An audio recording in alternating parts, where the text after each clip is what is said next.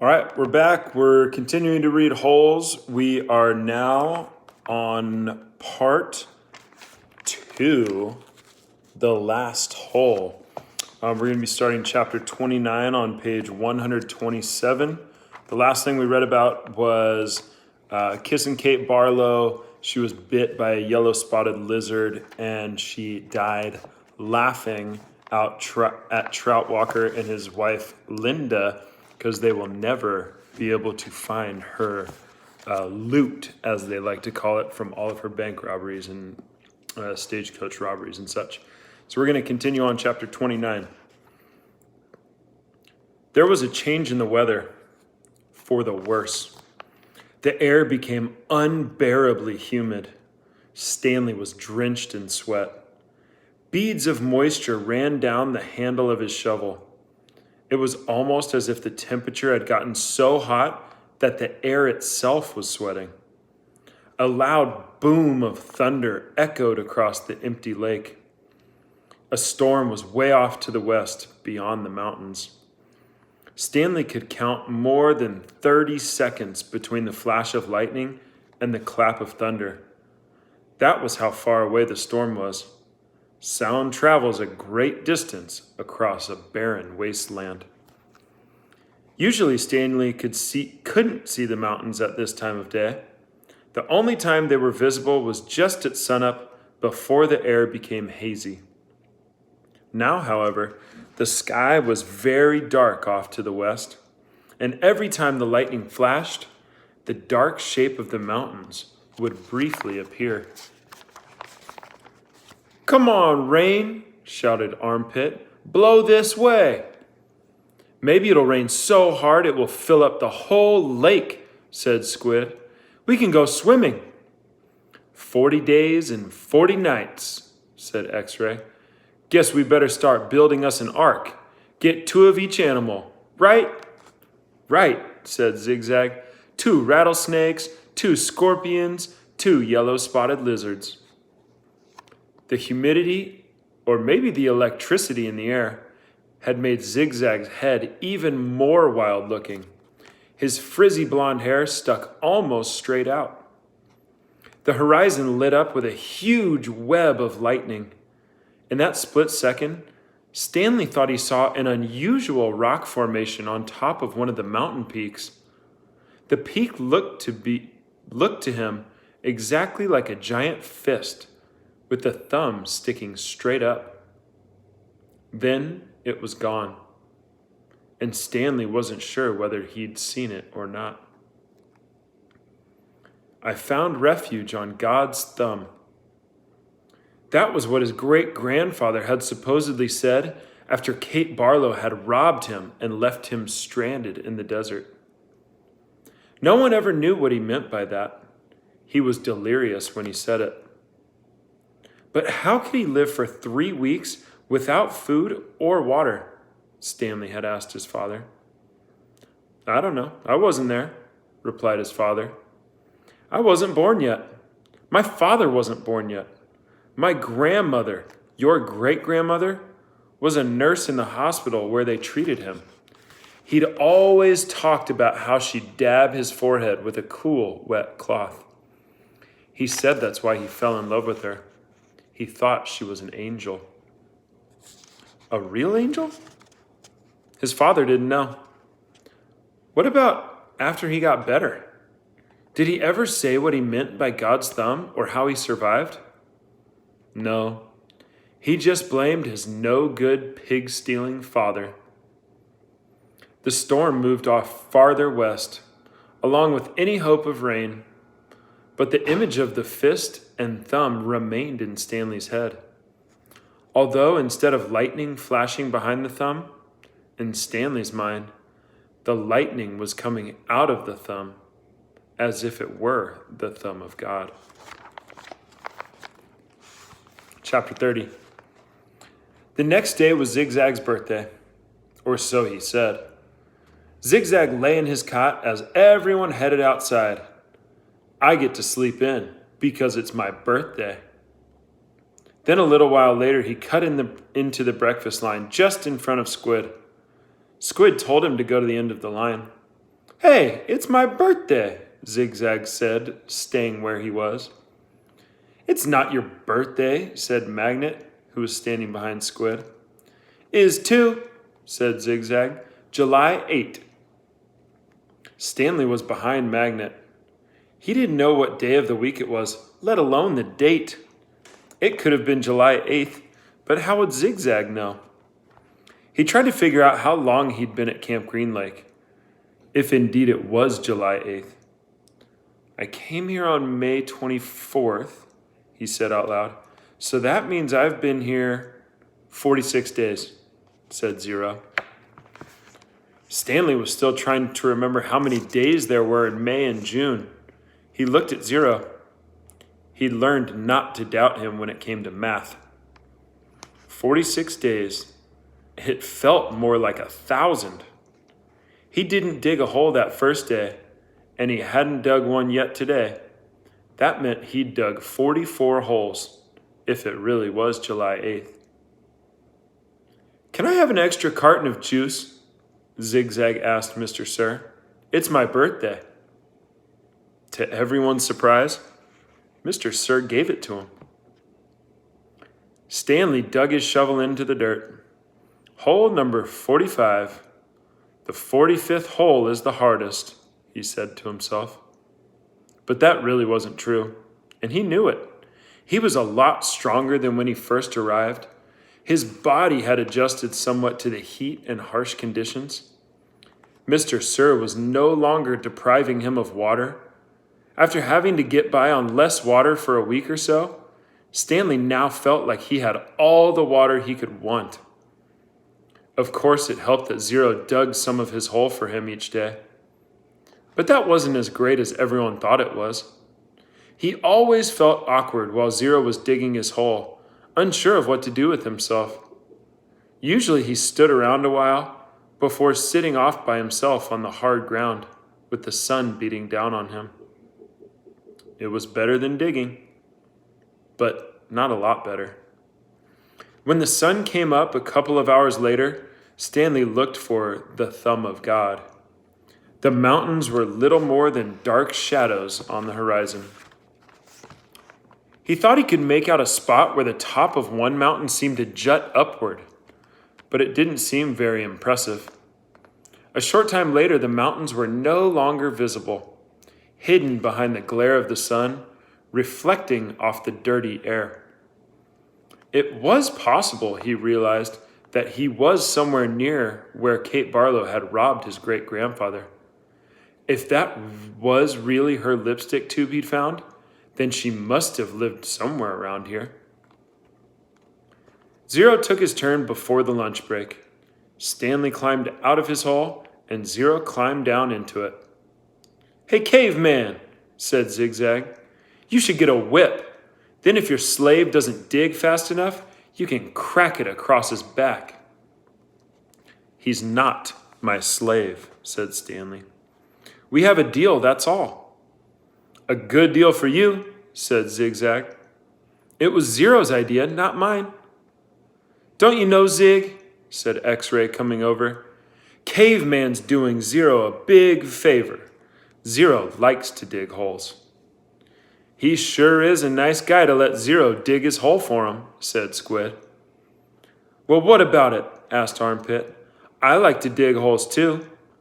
Can I dig for you, caveman, after Zero's finished? The other boys laughed. No, I want to, said Zigzag. It's my birthday. Stanley tried his best to ignore them. Zigzag kept at it. Come on, caveman, be a pal. Let me dig your hole. Stanley smiled as if it were all a big joke. When Mr. Pendanski arrived with water and lunch, Zigzag offered Stanley his place in line. Since you're so much better than me. Stanley remained where he was. I didn't say I was You're insulting him, Zig, said X-Ray. Why should Caveman take your place in line when he deserves to be at the very front?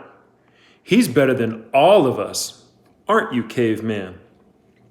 No, said Stanley. Sure you are, said X-Ray. Now come to the front of the line where you belong." "That's okay," said Stanley. "No, it's not okay," said X-Ray. "Get up here." Stanley hesitated, then moved to the front of the line. "Well, this is a first," Mr. Pendanski said, coming around the side of the truck. He filled Stanley's canteen and handed him a sack lunch. Stanley was glad to get away. He sat down between his hole and Zero's. He was glad that he'd be digging his own hole for the rest of the day. Maybe the other boys would leave him alone. Maybe he shouldn't let Zero dig his hole for him anymore. But he needed to save his energy to be a good teacher. He bit into a sandwich, which contained some kind of meat and cheese mixture that came in a can. Just about everything at Camp Green Lake came in a can. The supply truck came once a month. He glanced up to see Zigzag and Squid walking toward him. "I'll give you my cookie if you let me dig your hole," said Zigzag. Squid laughed. "Here, take my cookie," said Zigzag, holding it out for him. "No thanks," said Stanley. "Come on, take my cookie," said Zigzag, sticking it in his face. "Leave me alone," said Stanley. "Please eat my cookie," said Zigzag, holding it under Stanley's nose. Squid laughed. Stanley pushed it away. Zigzag pushed him back. "Don't push me." "I didn't." Stanley got to his feet. He looked around. Mr. Pendanski was filling Zero's canteen. Zigzag pushed him again. "I said, don't push me." Stanley took a step backward, carefully avoiding Zero's hole. Zigzag kept after him. He shoved Stanley and said, "Quit pushing." "Lay off," said Armpit as he, Magnet, and X-Ray joined them. "Why should he?" snapped X-Ray. "Caveman's bigger. He can take care of himself." "I don't want any trouble," Stanley said. Zigzag pushed him hard. "Eat my cookie," he said.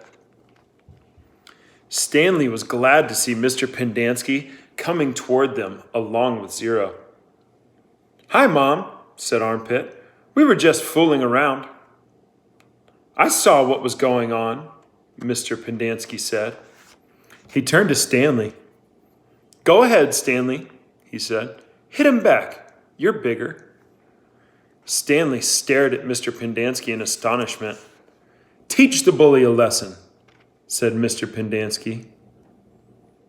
Zigzag hit Stanley on the shoulder with his open hand. "Teach me a lesson," he challenged. Stanley made a feeble attempt to punch Zigzag. Then he felt a flurry of fists against his head and neck.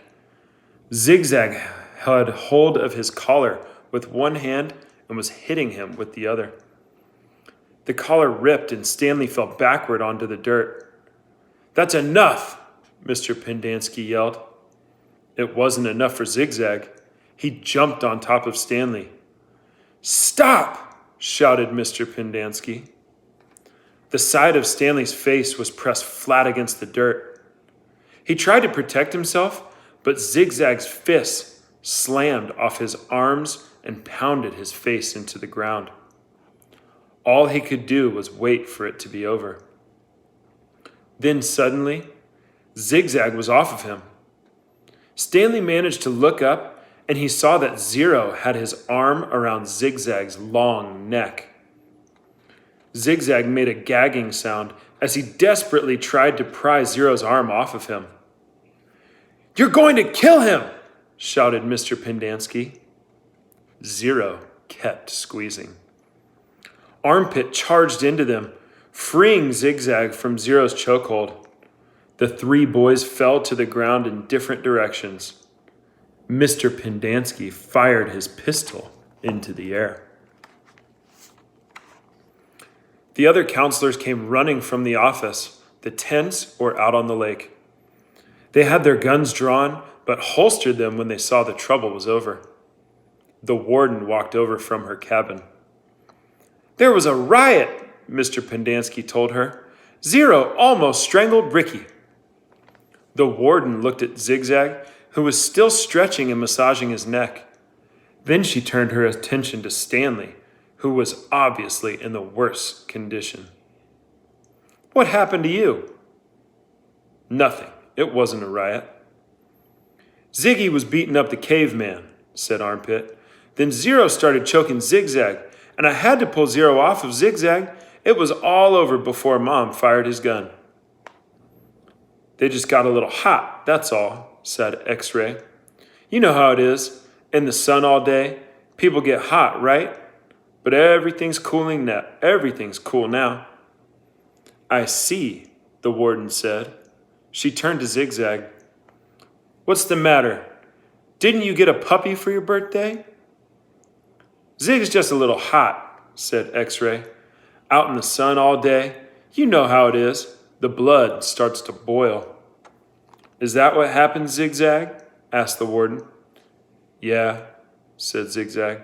Like X-Ray said, working so hard in the hot sun, while Caveman just sits around doing nothing, my blood boiled. Excuse me, said the warden.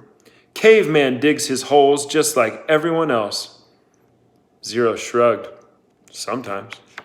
Excuse me? Zero's been digging part of Caveman's hole every day, said Squid. The warden looked from Squid to Stanley to Zero. I'm teaching him to read and write, said Stanley. It's sort of a trade. The hole still gets dug, so what does it matter who digs it? Excuse me, said the warden. Isn't it more important for him to learn to read? Stanley asked. Doesn't that build character more than digging holes? That's his character, said the warden. What about your character? Stanley raised and lowered one shoulder. The warden turned to Zero. Well, Zero, what have you learned so far? Zero said nothing. Have you just been digging Caveman's hole for nothing? The warden asked him. He likes to dig holes, said Mr. Pendanski. Tell me what you learned yesterday, said the warden. Surely you can remember that. Zero said nothing. Mr. Pendanski laughed. He picked up a shovel and said, You might as well try to teach this shovel to read. It's got more brains than Zero. The at sound, said Zero. The at sound, repeated the warden. Well then, tell me, what does C-A-T spell? Zero glanced around uneasily. Stanley knew he knew the answer. Zero just didn't like answering questions. Cat, Zero said. Mr. Pendanski clapped his hands. Bravo, bravo, the boy's a genius. F-A-T, asked the warden. Zero thought a moment. Stanley hadn't taught him the F sound yet. F, Zero whispered. F-fat. Fat. How about H-A-T, asked the warden. Stanley hadn't taught him the H sound either. Zero concentrated hard, then said, Chat. All the counselors laughed. He's a genius, all right, said Mr. Pendanski. He's so stupid, he doesn't even know he's stupid. Stanley didn't know why Mr. Pendanski seemed to have it in for Zero.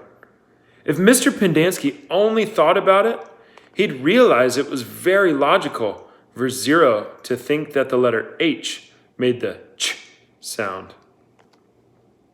Okay, from now on, I don't want anyone digging anyone else's hole, said the warden, and no more reading lessons. I'm not digging another hole, said Zero. Good, said the warden. She turned to Stanley. You know why you're digging holes? Because it's good for you. It teaches you a lesson. If Zero digs your hole for you, then you're not learning your lesson, are you? Guess not, Stanley mumbled, although he knew they weren't digging just to learn a lesson. She was looking for something that belonged to Kissin' Kate Barlow. Why can't I dig my own hole, but still teach Zero to read? He asked. What's wrong with that? I'll tell you what's wrong with that, the warden said. It leads to trouble. Zero almost killed Zigzag. It causes him stress, said Mr. Pendanski. I know you mean well, Stanley, but face it, Zero's too stupid to learn to read. That's what makes his blood boil, not the hot sun. I'm not digging another hole, said Zero. Mr. Pendanski handed him the shovel. Here, take it, Zero. It's all you'll ever be good for. Zero took the shovel. Then he swung it like a baseball bat. The metal blade smashed across Mr. Pendanski's face. His knees crumpled beneath him. He was unconscious before he hit the ground. The counselors all drew their guns. Zero held the shovel out in front of him, as if he were going to try to bat away the bullets. I hate digging holes, he said. Then he slowly backed away. Don't shoot him, said the warden. He can't go anywhere. The last thing we need is an investigation. Zero kept backing up, out past the cluster of holes the boys had been digging, then farther and farther out onto the lake. He's going to have to come back for water, the warden said. Stanley noticed Zero's canteen lying on the ground near his hole. A couple of counselors helped Mr. Pendanski to his feet and into the truck. Stanley looked out toward Zero, but he had disappeared into the haze. The warden ordered the counselors to take turns guarding the shower room and rec room all day and all night. They were not to let Zero drink any water. When he returned, he was to be brought directly to her. She examined her fingernails and said, It's almost time for me to paint my nails again. Before she left, she told the 6 remaining members of Group D that she still expected 7 holes.